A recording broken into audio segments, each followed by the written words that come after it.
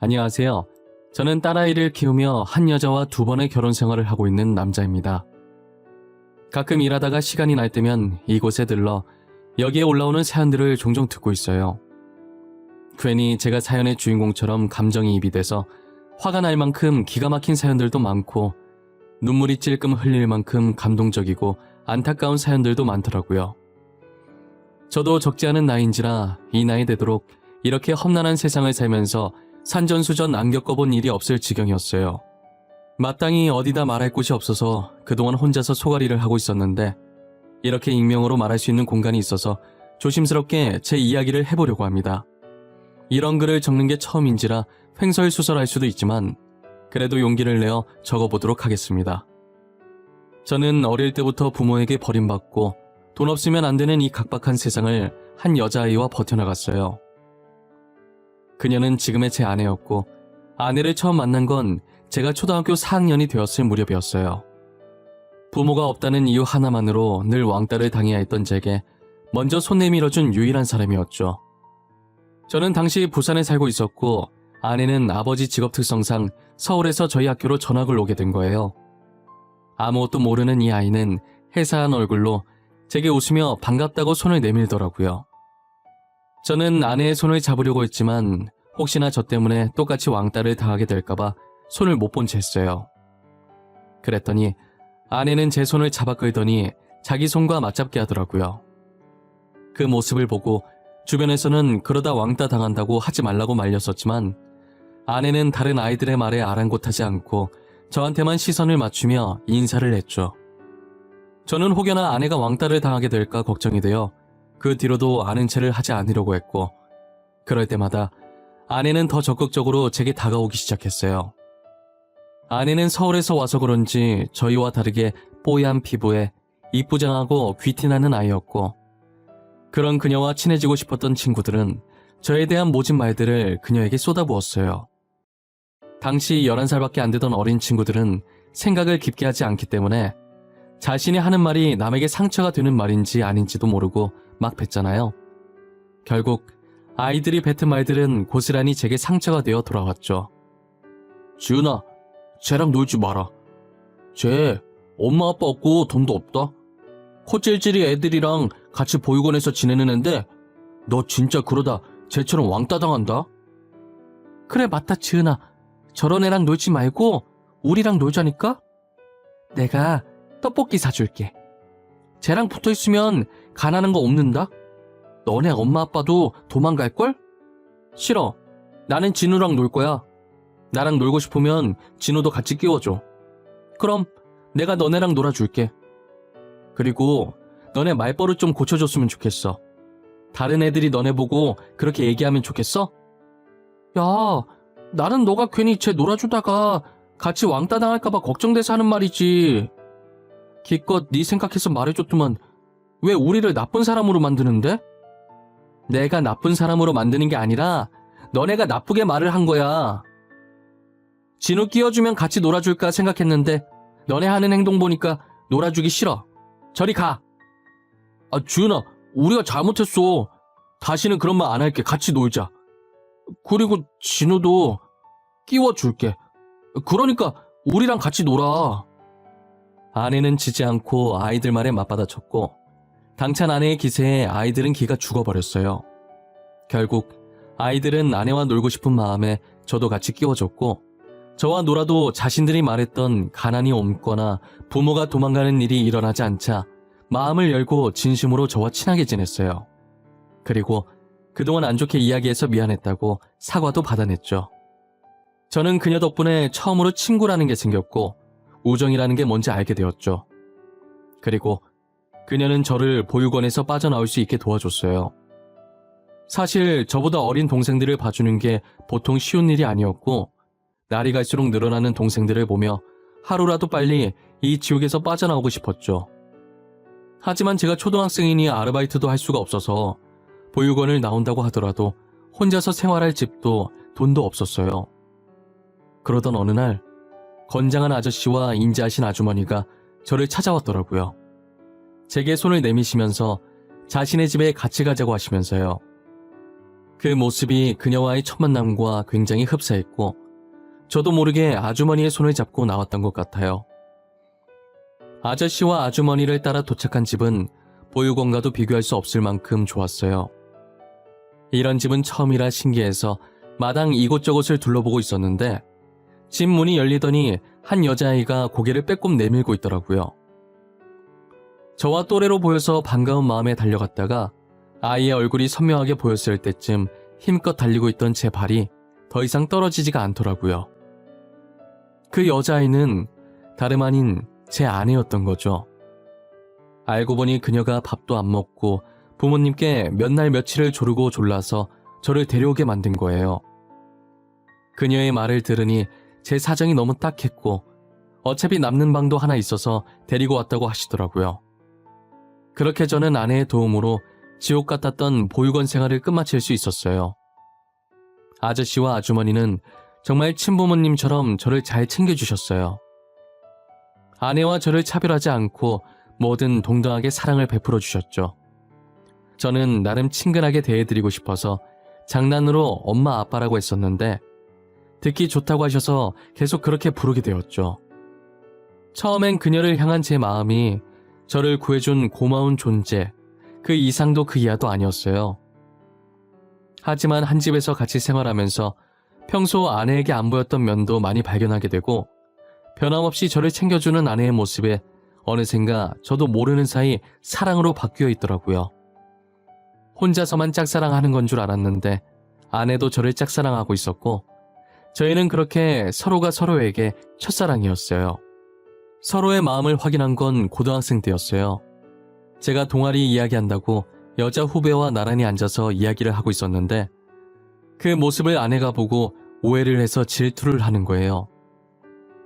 고백을 그렇게 하려고 했던 건 아니었지만 오해는 풀어야 할 것 같아서 고백 아닌 고백을 해버렸죠. 너 아까 그 여자애 뭐야? 나란히 앉아가지고 시시덕거리면서 아주 좋아 죽던데? 너 요즘 동아리실 자주 가더니 저 애 때문에 간 거지? 무슨 소리고? 언제? 내가 누구랑 시시덕거렸는데? 내는 그런 적 없는데? 아, 혹시 주연이랑 있을 때 말하는 기가? 야, 그거는 우리가 축제할 때 할 일이 있어서 그런 거지. 우리? 우리라고 할 정도로 가까운 사이인가 봐. 조만간 사귀겠다? 축하해. 둘이 진짜 잘 어울려. 내가 진심으로 응원할게. 니 진짜 왜 그러는데? 나 좋아하는 사람 따로 있다고. 주희는 진짜 아니다. 니 내 못 믿나? 내 거짓말하는 거 딱 질색인 거 알지? 주영이는 확실히 아니다. 근데 니 혹시 질투하나? 이씨, 그래, 이왕 들켜서 하는 말인데 나 네가 여자 후배들이랑 있는 거 볼 때마다 짜증나. 진짜 마음에 안 든다고. 됐어? 이제 속이 시원해? 아, 속이 아주 뻥 뚫리고 시원하다. 내가 이렇게 말하려던 건 아니었는데 네, 니 좋아한다. 남자답게 멋있게 고백하려고 했는데 니 때문에 다 망했다. 아내는 한껏 열을 내며 화를 내다가 제가 자신을 좋아한다는 걸 알자 화내던 걸 멈추고 갑자기 수줍어지면서 양보를 발그레 붉히더라고요. 그 모습이 어찌나 귀엽던지 저는 아직도 그때의 기억이 어제일처럼 생생해요. 저희는 그렇게 서로의 마음을 확인하는 순간부터 연인이 되었어요. 함께해온 시간이 긴 만큼 서로에 대해 모르는 게 없었어서 이른감이 없지 않아 있지만 성인이 되고 제가 군대를 갔다 온 뒤에 바로 결혼을 했어요. 처음 저희가 결혼하겠다고 인사드리니 장인 장모님께서 엄청 좋아하시더라고요. 저라면 믿고 자신의 딸을 맡길 수 있겠다고 하시면서요. 고마워할 사람은 저인데 오히려 장인 장모님께서 고맙다고 눈물을 흘리시더라고요. 저는 그동안 키워주셔서 그리고 아내를 제게 믿고 맡겨주셔서 감사하다고 큰절을 올렸어요. 저희는 일찍 아이를 가지고 싶다는 생각이 전혀 없어서 충분히 신혼을 즐기다가 딸을 하나 낳았었어요. 다행히 딸이 저를 안 닮고 아내를 닮아서 피부도 뽀얗고 쌍꺼풀도 짙은 게 너무 이쁘더라고요. 그래도 제가 잘난 곳 하나 없어도 코 하나는 자부심 가질 만큼 이뻤거든요. 아내도 가끔 제 코를 보면서 이쁘다고 그렇게 수술하고 싶다고 할 정도였어요. 딸이 다른 건 다 아내 닮았는데 코는 저를 쏙 빼닮은 거예요. 어쩜 좋은 유전자만 받고 태어났는지 제 딸이라서가 아니라 정말 이뻤어요. 딸바보 저희 부부는 장인 장모님에게 받았던 사랑을 똑같이 딸아이에게 주었고 딸은 저희의 사랑을 듬뿍 받으며 하루가 다르게 커가기 시작했어요. 아이가 5살이 되었을 무렵에 아내는 어느 정도 딸이 컸으니 제게 딸을 잠깐 맡기고 친구와 2박 3일로 다른 지역에 여행을 가겠다고 하는 거예요. 저는 그동안 고생했으니 친구랑 놀면서 스트레스 좀 풀고 오라고 했었죠. 여행하는 동안 아내는 제가 따로 시키지는 않았지만 걱정이 됐는지 꼬박꼬박 연락을 하더라고요. 어디를 갔으며 이제 어디를 갈 거고 방금 어디에 도착해서 뭔가를 먹었다고 하면서 걱정할 틈을 주지 않았어요. 그런데 여행 마지막 날 낮부터 아내와 연락이 안 되는 거예요. 처음엔 마지막이니 아쉬운 마음에 전화하는 것도 있고 신나게 즐기고 있는 줄 알았어요. 그런데 집에 올 시간은 점점 다가오고 걱정되는 마음에 아무리 전화해봐도 여전히 똑같은 신호음만 반복되고 아내의 목소리는 들을 수 없었죠. 오는 길에 차 안에서 자는 건가 싶어서 몇 번 하다가 안 했는데 오후 9시가 넘어가도록 집에 들어오지도 연락을 받지도 않는 거예요. 저는 이제 서서히 걱정에서 불안으로 바뀌더라고요. 10시 정도 돼서 한 번 더 전화를 해보니 드디어 연결이 되는 거예요. 그런데 아내의 목소리가 아니라 어떤 모르는 남자의 목소리가 수화기 너머로 들렸죠. 여보, 당신 지금 어딘데? 내가 지금 몇 번이나 전화했는 줄 아나? 왜 이제야 전화를 받는 건데? 내가 네 얼마나 걱정했는데. 여보세요? 죄송하지만 아내분께서 전화기를 잃어버리신 것 같아요. 제가 방금 길거리에서 이 휴대폰을 주웠거든요. 찾으러 오셔야 할 것 같네요. 아, 죄송해요. 제가 찾으러 가겠습니다. 혹시 거기 위치가 어떻게 되나요? 위치 알려주시면 제가 그쪽으로 갈게요. 여기가 경주 시내 쪽이거든요. 근데 시간이 너무 늦어서 어두우니까 내일 해 뜨면 찾으러 와주세요. 일단은 제가 핸드폰을 들고 있을 테니까 자세한 주소 문자로 보내드릴게요. 알겠어요. 정말 감사해요. 제가 내일 꼭 찾으러 가겠습니다. 죄송합니다. 저는 해가 뜨는 대로 남자가 찍어준 주소로 갔어요. 길거리에 휴대폰이 떨어져 있었고 주변엔 아무도 없었다고 하더라고요. 아내를 찾을 만한 단서가 단 하나도 남아있지 않았어요. 인근 경찰서로 가서 아내의 실종 신고를 했고 저는 경주를 샅샅이 뒤지기 시작했어요. 정말 안 찾아가 본 곳이 없는 것 같았는데 아내는 어디에도 보이지 않더라고요. 저는 시간이 지나고 아내는 보이지 않자 점점 속이 새까맣게 타들어갔어요. 딸도 맡길 곳이 없어서 장인 장모님께 맡겨두고 전단지를 만들어서 아내를 찾으러 다녔죠. 잠자는 시간도 아깝고 한 사람이라도 놓치고 싶지 않아서 사람은 많이 다니지 않는 새벽에도 미친 사람처럼 지나가는 사람들을 붙잡고 전단지를 나눠줬어요. 하지만 사람들은 제 전단지를 받고 보지도 않은 채 바닥으로 떨어뜨렸죠. 저는 떨어지는 전단지처럼 제 마음도 한없이 밑으로 가라앉아 버렸어요. 결국 자지도 먹지도 못한 저는 몸에 탈이 났고 길거리에서 쓰러지고 말았죠. 눈을 뜨니 흰 천장이 보이는 게 병원인 것 같더라고요. 조금만 늦었으면 위험할 뻔했다면서 지나가던 행인이 저를 발견하고 구급차를 불러줬다고 하더라고요. 아내가 죽었는지 살았는지 모를 이 시점에서 제가 살아서 눈을 뜬 게 너무 괴로웠어요. 저는 여러 가지 복잡한 심정에 괴로워서 침대 옆에 있던 화분을 던져버렸어요. 깨진 화분 조각을 들고 안 좋은 선택을 할까도 생각했지만 딸 얼굴이 아른거리더라고요. 아내도 사라졌는데 저까지 잘못되면 딸은 어쩌나 싶은 마음에 이도 저도 못한 채 화분 조각을 떨어뜨리고 그 자리에 그대로 주저앉아서 엉엉 울었어요. 한참을 울다가 팔에 꽂힌 링거를 뽑고 다시 아내를 찾으러 미친 듯이 뛰었어요. 그렇게 2달이 지났을 때 장인 장모님께서는 이쯤 했으면 됐다고 그만 돌아오라고 하셨죠. 결국 저는 집으로 돌아갔고 제 몰골을 보신 장모님은 울면서 저를 꽉 끌어안아 주셨어요. 우리 아들, 진우야, 꼴이 이게 뭐야, 엄마 속상하게. 밥은 먹은 거야? 우리는 괜찮아. 우리 딸 강하는 거 너도 알잖니? 꼭 무탈하게 다시 돌아올 거야. 그냥 기다려보자. 응? 어떻게 그래요? 살았는지 죽었는지 그거라도 알아야 제 마음이 놓이죠. 마냥 기다리기만 하다가 아무 소식도 못 듣게 되면 어떡해요? 저 지은이 없이 못 살아요, 엄마. 실종 신고도 했고 조그만 단서라도 나오면 바로 경찰한테 전화 올 거야. 그러니까 우리라도 정신 똑바로 차리고 지은이 기다리자. 네 몸도 좀 살피면서 믿고 기다려보자. 엄마 앞에서 이런 말해서 정말 죄송한데요. 저는 진짜 지은이 없으면 못 살아요. 우리 지은이 없으면 저도 없어요.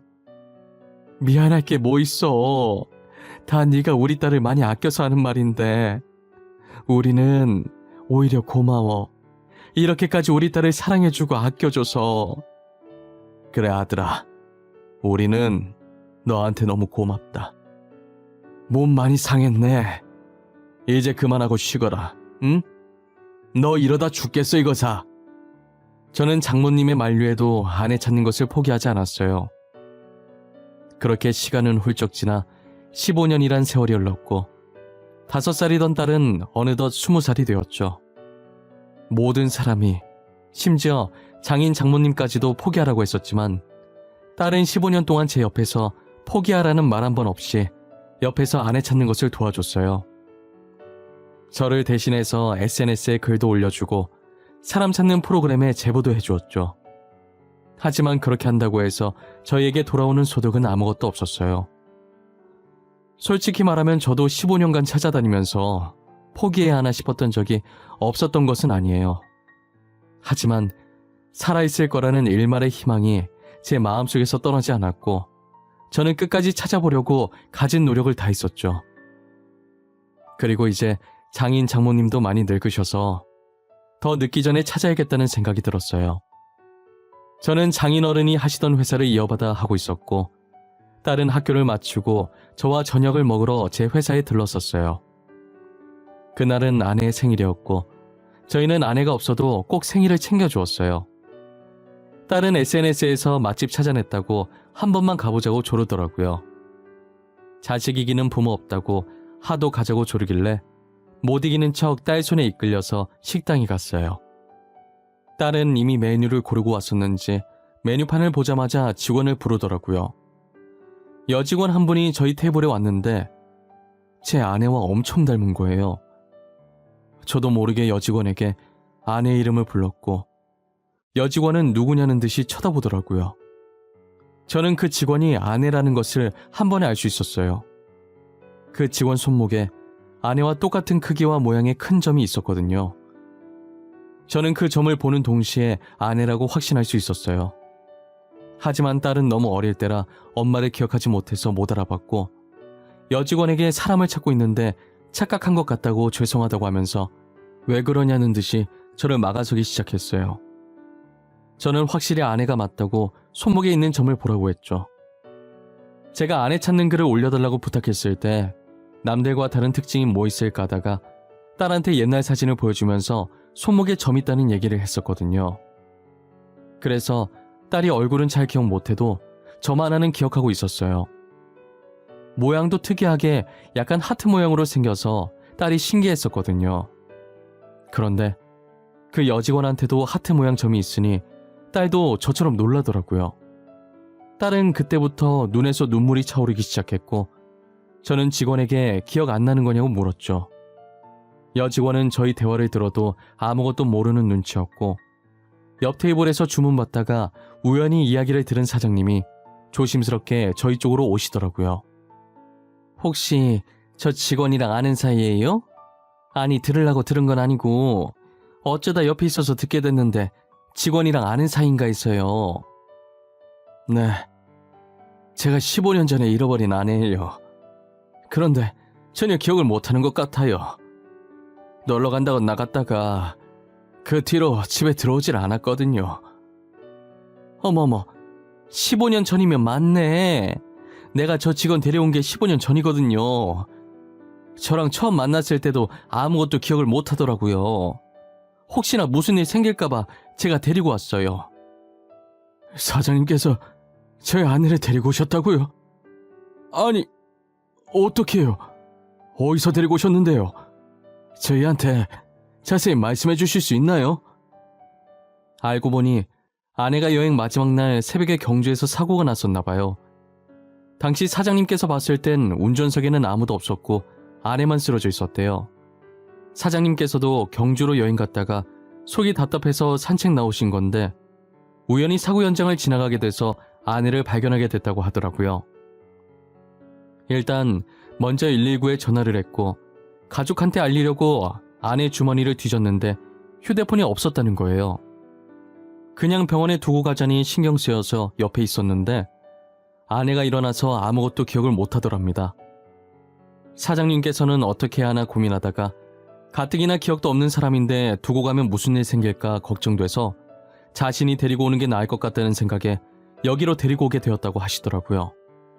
식당 사장님이 여자분이셨는데 오래전에 죽은 자기 동생 같아서 동생처럼 돌봐주고 계셨다는 거예요. 저는 아내를 데리고 가는 날 정말 고맙다고 조금이나마 보답해드리고 싶다고 하면서 소정의 금액이 든 봉투를 사장님께 내밀었어요. 사장님은 소스라치게 놀라면서 이런 거 받으려고 한 거 아니라고 괜찮다고 하시더라고요. 그래도 남을 이렇게 보살피기 쉽지 않은데 너무 감사하다고 제 마음이니 받아달라고 했죠. 그렇게 받니 안 받니 실랑이를 벌이다가 딸이 봉투를 사장님 앞치마 주머니에 넣고 나와버렸어요. 아내는 처음에 저희와 같이 안 가려고 했으나 사장님이 며칠 설득을 해서 겨우 저희 집으로 오게 되었어요. 그리고 딸과 저는 아내의 기억을 되찾을 수 있게 옛날 사진과 영상도 보여주고 연애 시절 재밌었던 일들도 이야기해주고 많은 노력을 했죠. 15년간 기억을 잃고 지냈던 아내라 금방 기억을 찾을 거라는 기대는 하지도 않았어요. 오히려 아내가 이전 기억들을 안 찾으려고 하면 어쩌나 했는데 그래도 아내는 저희 노력에 같이 힘을 내서 기억을 찾으려고 애써주더라고요. 그렇게 3년이라는 시간이 흘렀던 것 같아요. 저는 간만에 짐 정리를 하다가 초등학생 때 찍었던 아내와 제 사진을 발견하게 된 거예요. 다시 보니 신기하고 반가운 마음에 웃으면서 아내 눈앞에 사진을 들이밀었어요. 이 사진이 뭔지 아나? 당신은 기억 못하겠지만 나에겐 참 뜻깊은 사진이거든. 우리가 처음 만나서 친구 된 날 찍은 사진이잖아. 맞아. 내가 손 내밀었는데 당신이 안 잡아줬잖아. 그때 애들 참 못됐었다. 그치? 나도 그 얘기 들으면서 얼마나 상처받았는지 알아? 여보, 지금 당신 기억 돌아온 거가? 이때 기억하는 거가? 나 그날 일 말하면서 애들이 나쁜 말 했다는 건 말한 적 없는 것 같은데. 기억나. 어제 일처럼 또렷하게. 다 기억나는 건 아니지만 저 때는 기억이 나네. 이제 조금씩 기억이 돌아오려나 봐. 저 사진이 도대체 몇 년 전이야? 당신 사진 안 찍겠다고 난리쳤었는데. 당신 진짜 기억해냈구나. 잘했다. 진짜 너무 잘했다. 다른 건 또 기억나는 거 없고 지금 그것만 기억나는 거가? 내가 너한테 질투했던 것도 기억나네. 주연인지 주영인지 걔 얼굴도 기억나. 다시 생각해도 짜증나네. 너 이리 와, 한 대만 맞자. 아내는 저희 노력이 헛되지 않게 점차 기억을 해내기 시작했어요. 아직은 흐릿하지만 최근 기억보다는 저희의 학창시절을 조금씩 기억해내는 것 같았어요. 아무래도 사고 난 기억은 안 좋은 기억이기 때문에 재밌었던 기억만 나는 모양이었어요. 그래도 그게 어디냐며 다행이라고 아내를 안아주었죠. 그리고 몇 달 후 모든 기억이 돌아왔고 사고 날까지도 기억을 해냈어요. 사고가 났을 당시 아내가 친구랑 돈 문제로 조금 다툼이 있었나 봐요. 친구가 돈을 빌려달라고 했는데 아내는 돈 거래 안 한다고 못 빌려준다고 했었던 거죠. 그러다가 아내의 친구가 화가 나서 아내가 잠시 나간 틈을 타 우발적으로 그런 일을 낸 것이었어요. 아내의 친구는 그 자리에서 도망을 갔고 아내는 다쳐서 도망가는 걸 잡지 못하고 쓰러져 있었던 거예요. 그 뒤로는 이제 모두가 알다시피 산책 나온 식당 사장님께서 아내를 발견하게 된 것이고요. 아내는 그 사고로 머리를 다쳐서 기억을 모조리 잃게 된 것이에요. 그럼 휴대폰은 어쩌다가 잃어버렸냐고 하니까 시내에서 놀다 보니 그렇게 됐다고, 그때도 뒤늦게 휴대폰 찾으러 나간 거라고 했어요. 지금이라도 아내의 친구를 신고하려고 했지만 이미 공소시효는 지난 상태였고 신고해봤자 처벌이 어려운 상태여서 포기했어요. 그래도 이렇게 아내를 다시 찾고 잊었던 기억들도 다 되찾을 수 있어서 저는 그것만으로도 다행이라는 생각이 들었어요. 아내는 처벌도 어려우니 이제 그 사건을 그냥 잊고 싶다고 하더라고요. 저도 아내의 뜻을 따라 더 이상 그 사건에 대해 언급을 하지 않기로 했어요. 지금 아내와 저는 서로를 챙겨주며 예전처럼 잘 살고 있어요. 딸도 작년에 듬직한 사위와 결혼해서 지금은 귀여운 외손자까지 낳고 잘 지내고 있어요. 참, 딸은 엄마 팔자 닮는다고 사위도 저처럼 보육원 출신이더라고요. 그래서 그런지 뭐라도 있으면 더 챙겨주고 싶고 사위의 든든한 보호자가 되어주고 싶었어요. 사위도 저희를 친부모라고 생각하며 잘 모시고 있고요. 요즘은 아내와 둘이서 손자 보는 재미에 빠져 있습니다. 저희가 딸 하나밖에 없어서 아들 키우는 재미를 못 봤었는데 지금 손자로 대신하고 있어요. 둘 다 맞벌이라서 그런지 아이 맡길 곳이 없다고 저희한테 맡기더라고요. 저도 한때 딸을 장인 장모님께 맡겼던지라 군말 없이 손자를 받아들였어요. 장인 장모님 하니까 생각났는데 아내를 다시 저희 집에 데리고 왔을 때 처가댁은 눈물바다였어요. 죽었을 거라고 생각했던 딸이 이렇게 살아 돌아왔는데 오죽하시겠어요?